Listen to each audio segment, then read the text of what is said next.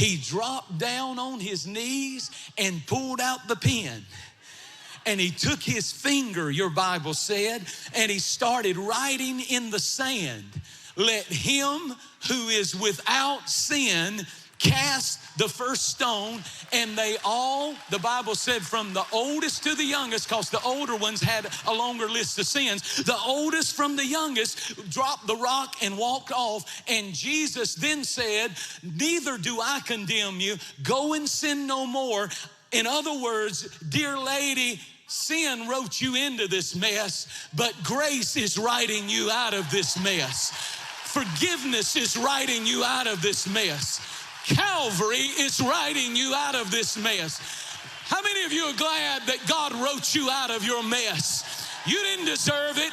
You didn't earn it. You were headed for ruin, but he wrote you out of your mess. And here you are in God's house this morning. Somebody give him a mighty praise.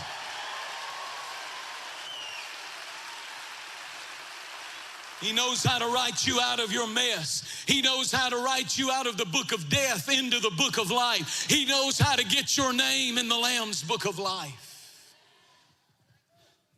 There's an interesting story that we just read in pieces of in Jeremiah 36. Because here's what was taking place. I didn't have time to read it, but you should go read that whole chapter if you really want to understand this message.